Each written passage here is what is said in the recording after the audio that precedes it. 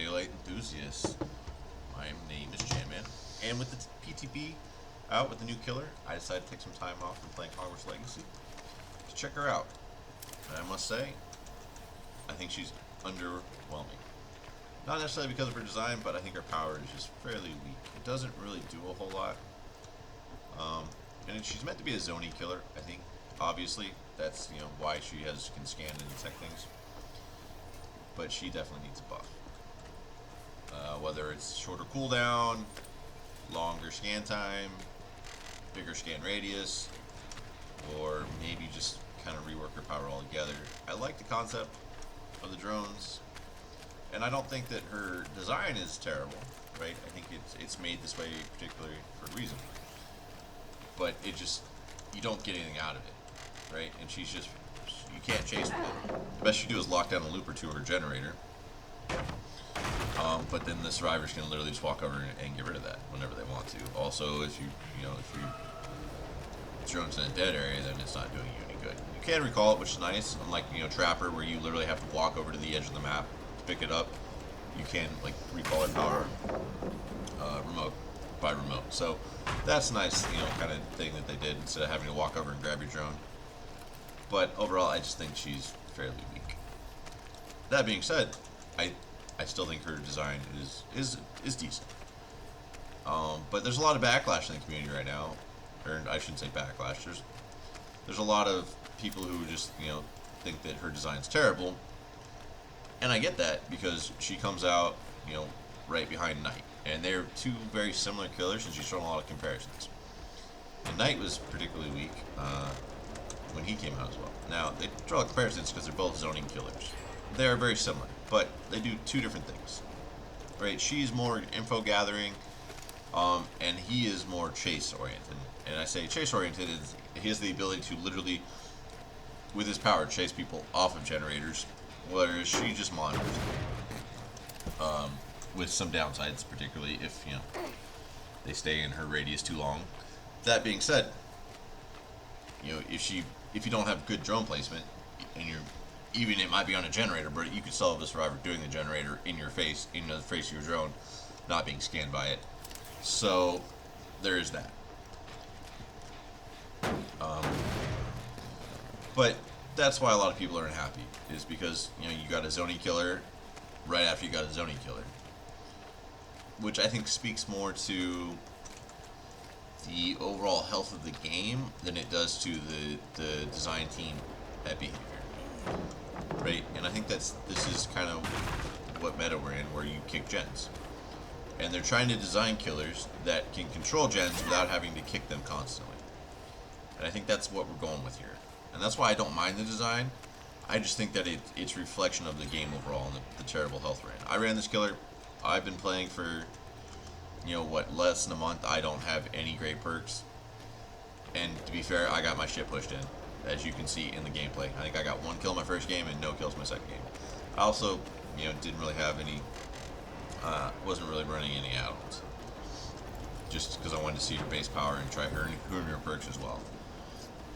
So, I get the community backlash, but it's also, like I said, it's a matter of this is where the game is and this is where the game is going because of the meta, right? It's gen rush to hell. That's what happened in my second game. They literally brought 2 toolboxes, spare parts, copper wire. By the time I found my first survivor and got into an actual chase, the first gen popped instantly. It was just ridiculous. And after that, they just started running gens. I got maybe 2 hooks, 3 hooks, and I come in chases. And I'm not saying I'm the best, but it's a little ridiculous, I think. And that's the state of the game. Is things happen too fast now. They don't want these long drawn out games. And survivors have all these tools to just rush gens. So if they want to, guess what? They're going to do that. And that's good on them. That's the point of the game. That's the objective. But that's why you see a lot of slowdown perks from killers, is because it doesn't feel good to, get into your chase, get your first hook, lose your first gen. Typically, that's a good trade. If you can get a hook by the time you lose your first gen and start building your pressure, I think that's kind of a win. And then you kind of work it from there. You try and keep control of your generators. Obviously, you're probably going to lose a bit more. And And I think that behavior of the design policy is trying to stop designing, slowdown perks and design slowdown killers that aren't impressive. And that's why we have the Knight, and now we have Skull Merchant. I don't think that's a good way for the game to be. I think that there kind of needs to maybe roll back all the fucking gen rushing ability of survivors as well as healing. But that is what it is. Those are my thoughts on that kind of matter. I think our perks are meh, right? So you have, what is it? It's thwack is just a worse nowhere to hide, right? The only thing that it maybe has going for it is the fact that it makes them scream, which means that they, they're gonna stop doing whatever they're doing. So maybe a little bit of synergy with Dead Man Switch, stuff like that, interrupting, healing, or generators. But one, you have to be able to break a pallet or a door, and they have to be in your terror radius after you hook someone. So it's very situational, not particularly great. If you're doing it for the information, nowhere to hide's better. Kick a gen, and guess what? Anyone in your terror radius is basically seen. Then you have leverage. This is like the anti-healing perk. I like the idea here, but the fact that it's only 30 seconds after you hook a survivor, right? So you don't get any value on this on your first hook. Well, okay, I like it. So in order to get value on this, you have to hit one guy at least, and then chase another down the other, and pray that in that time he hasn't healed himself with the fucking medkit he's been running around with. Because that chase is probably going to, depending on how good you are, can take 30 seconds to a minute, typically, I would say. Maybe somewhere in there. If you're running a one-shot killer, maybe shorter. If you're running someone who's very weak in chase, maybe longer. And if he gets healed within that second, then, that first period, then you've lost all value on your first hook. Granted, yes, it's only 5%. Oh, I mean 3%, sorry. Depending, obviously it changed perk. With the purple perk, it's 5%. So you 5%, you've lost. Second hook, so let's assume you hook the first guy. You go and you find someone else, you yourself get chased. He's probably going to get saved in that time. And if he gets healed, if they start healing immediately, by the time you get your second hook, he's probably already healed, because it's going to take, at least another 30, 35 seconds for you to get that chase at least started to finish. Probably more. That means by the time you hook your next survivor, if they're just healing, right? If they just heal them on underneath the hook, then you'll never get value out of this. You have to have multiple injuries when this goes off, which sometimes is very hard to do. Now, on someone like maybe Legion, who's another good killer that can injure multiple survivors in a quick succession, right? Maybe Plague, Trapper. If you have a bunch of people stepping on traps, which is probably very unlikely, you might be able to get value out of this. But overall, I don't think it's that strong. Maybe lower the. I like the effect. The good thing about it is it's map wide, right? It doesn't have to be in your terror radius, and it rewards you for hooking survivors. I think this is kind of a way to like anti-tunnel, right? Because the more hook stages you have, the less healing they do. So I would say, if anything, cut this down. There's two ways I think you can change this. Turn it into a scorch hook, and there maybe already be a perk that does this. I don't know all the perks. I'm just saying this. Turn it into a scorch hook and make it so that the stacks just last for the game.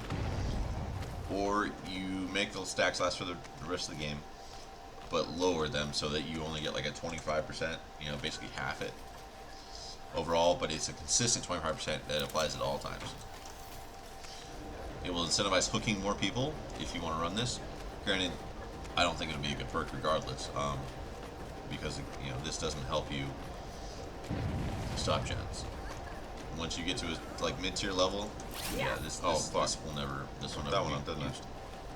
Unless you're going for a strictly anti-heal build, which could work, but it by itself, it won't be enough. And then game of foot. So, this is whenever you chase someone, your obsession, you kick a fucking pallet behind them, you get a haste effect. This has some potential with like enduring, right, brutal strength, stuff like that. It makes your pallet stuns last longer, or last shorter, and it also makes you break pallets faster. So there's some synergy there. This is like her little chase perk. This helps you fight the W key, I guess, in a sense, right? Because you know, there's those fucking survivors. You find them, and then they just run and hit every pallet they can, and then that boom, you know, and they just run and run and run. And this will help you kind of get through that. You kick the pallet, you get, you know, and then you get that speed boost. The only thing that makes this bad is that first chase. Is if you can't get a first hit fairly quickly, and they're able to loop you through pallet, and they never become your session, then you don't ever get a benefit out of this. That being said, a good survivor will usually take one hit and then drop a pallet. So, depending on how they want to play it, you know, it may be completely non-functional, right? They may just play into this. Overall, you know, I don't know. It's something, right? Like I said, it has synergy somewhere. We'll see. I don't hate her perks. Don't love them. You know, they don't do a whole lot that's meaningful. But I see there's niche ways they could be used. So there's that. Power's weak. Perks are weak. I don't think she's that great. Overall, her Mori is, as we all know, very crappy. Very boring, very basic. I loved the Knight Mori. Right? Why I started playing this game was I saw the Knight and was like, oh man, I want to play that. This, I see this and I'm like, yeah. I like her design, right? She definitely gives me like nostalgia with her like Predator Claw. Huge fan of that. And like I like her visual design. I think as a overall killer she's kinda weak, but I think, like I said, I think that she is the response by behavior in an attempt to slow down gens and slow down the game without making any more slowdown perks, because fucking the whole community bitches about that shit, right? That's why we just nerfed Eruption. Shit like that. So, we'll see. We'll see what happens. I think she gets buffed. Hopefully she gets buffed before she comes out, because this is abysmal. But let me know what you think. Let me know what what your thoughts are down in the comments, and I appreciate your time. And if you like the video, please feel free to leave a like and subscribe. So, other than that, I will catch y'all later. Toodles.